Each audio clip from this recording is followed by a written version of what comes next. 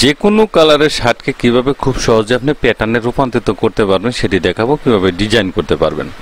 প্রথমে এখানে quick selection টুলে চলে যাব। এখান থেকে প্রথমে শার্টটাকে একটু মার্ক করে নেব, এভাবে একটু মার্ক করে নেবেন। আমরা যখন কাজ করবেন তখন খুব ধীর গতিতে বা অনেক সুন্দর করে করার চেষ্টা করবেন।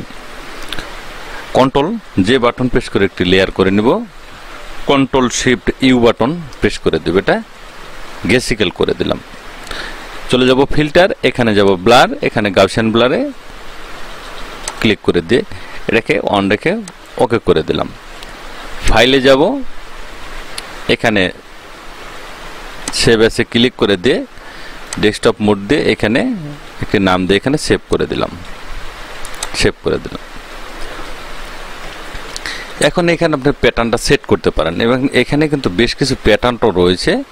কলোন স্ট্যাম্প টুল এখানে দেখুন, এখানে কিছু প্যাটার্ন রয়েছে, এগুলোও কিন্তু আপনি এখানে ডিজাইন করতে পারেন এবং কেউ অন্য প্যাটার্ন এনেও কিন্তু আপনি একটা ডিজাইন আপনি করতে পারেন।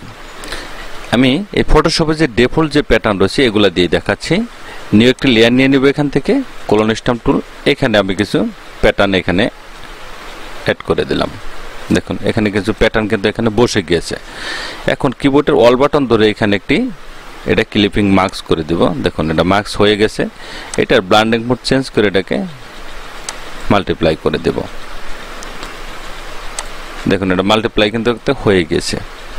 এখন ফাইলে যাব, ফিল্টার, এখান থেকে ডিস্টোর্ট, এখানে ডিসপ্লে ক্লিক করে দিয়ে এখানে 10 রেখে ওকে করে দেব। আমি যে ফাইলটা সেভ করেছিলাম সেই ফাইলটা এখান থেকে ওপেন করে নিলাম।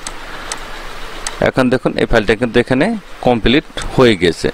এই যে ফাইলটা রয়েছে এটা আমি দেখুন এটা কিন্তু কমপ্লিট হয়ে গেছে। এখন এখানে একটি কালারও আপনি দিতে পারেন, অন্য একটি কালারও আপনি এখানে বসাতে পারেন। একটি অ্যাডজাস্টমেন্ট লেয়ার সলিড কালার, এখানে যে কোনো কালার আপনি চুজ করে দিবেন। তো এই কালার দিতে চাচ্ছেন ওই কালার দিবেন, এটা দিয়ে দিলেন। এটার ব্র্যান্ডিং চেঞ্জ করে দিয়ে এটাকে আপনি মাল্টিপ্লাই করে দিবেন। এখানে যে কালারটা আপনি দিতে চান সেই কালারটা আপনি এখানে চুজ করতে পারেন। দেখুন প্যাটার্নটা কিন্তু খুব সহজে কিন্তু এখানে বসে গিয়েছে, দেখতে পাচ্ছেন। আমি অনেক ধরনের যে প্যাটার্নগুলো করেছি সেই প্যাটার্নগুলো কিন্তু এখানে সেট আপ হয়ে গেছে। এভাবে খুব সহজে আপনি প্যাটার্নটা ডিজাইন করতে পারেন। কারণ আউটসাইড যে প্যাটার্ন থাকবে সেটা কিভাবে করবেন এবং কি ডাউনলোড করে প্যাটার্ন কিভাবে সেট করবেন সেটি দেখিয়ে দেব। আমি এই প্যাটার্নগুলো রিমুভ করে দিচ্ছি এখান থেকে। প্রথমে এই ড্রেসটা একটি লেয়ার করে নেবেন আপনি। এই যে দেখুন আমি লেয়ার করে নিয়েছি। আমি একটি প্যাটার্ন এখানে ওপেন করব, ফাইলে যাব, এখানে ওপেন, এখানে আমি কয়েকটি প্যাটার্ন রেখেছি। এই প্যাটার্নটা আমি একটু ওপেন করে নিচ্ছি। দেখুন এটা ওপেন করে নিলাম। এর একটি রয়েছে। আমি এই প্যাটার্নটা এখানে এনে ছেড়ে দেব। এটাকে আপনার সাইজ অনুযায়ী একটু ছোট বড় করে নেবেন। আমি একটু রোটেট করে নিচ্ছি, এদিকে ভালো হবে। একটু অ্যাঙ্গেল করে দিই, তাহলে দেখতে আর একটু সুন্দর লাগবে, হয়তো একটু বাড়িয়ে দিলাম। দেখুন এভাবে সেট করবেন, বাড়িয়ে দিলাম, ওকে করে দিচ্ছি। এখন অল্ট বাটন ধরে এখানে ক্লিপিং মার্কস করে দিবেন। দেখুন এটা কিন্তু এখানে বসে গিয়েছে। এটা ব্লেন্ডিং চেঞ্জ করে এটাকে মাল্টিপ্লাই করে দেন, মাল্টিপ্লাই করে দিলাম। এখন ফিল্টারে যাব, এখানে ডিস্টোর্ট ডিসপ্লে, এটাই 10 রেখেই ওকে করে দেব। এই ফাইলটাকে আবার ওপেন করে নেব। প্যাটার্নটা কিন্তু এখানে খুব সুন্দরভাবে কিন্তু বসে গিয়েছে, দেখতে পাচ্ছেন। এটা হালকা একটু কমিয়ে দিতে পারেন, আর একটু দেখতে ভালো লাগবে।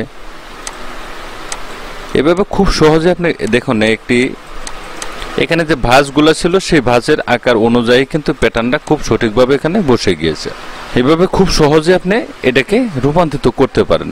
এখানে আপনি অন্য একটি কালার দিতে পারেন। এখন অ্যাডজাস্টমেন্ট লেয়ার সলিড কালার, এখান থেকে বিভিন্ন ধরনের কালার ইফেক্ট আপনি এখানে অ্যাড করে দিতে পারেন। অ্যাড করে দিলেন, কালারটা ধরে এটাকে মাল্টিপ্লাই করে দিবেন। দেখুন এখানে অনেক ধরনের কালার রয়েছে, আপনি যে কোনো ধরনের কালার এখানে ইফেক্ট আপনি সেট করে দিতে পারেন। এভাবে খুব সহজ টেকনিকেই আপনি এই প্যাটার্নগুলোকে আপনি ডিজাইন করতে পারেন। প্যাটার্নটা হাইড করে দিলাম, শার্টের কালারটা অন্যরকম হয়ে যাবে। যখন আমরা কাজ করুন তখন খুব সূক্ষ্মভাবে এটা এডিট করে নিতে পারেন। যদি ভালো লাগে অবশ্যই একটি লাইক কমেন্ট শেয়ার করে দেবেন, সাবস্ক্রাইব করুন, বেল আইকন চালু রাখবেন। নতুন নতুন ভিডিও পেতে চ্যানেলটি ফলো করে রাখবেন। ভালো থাকবেন, সুস্থ থাকবেন। আল্লাহ হাফেজ।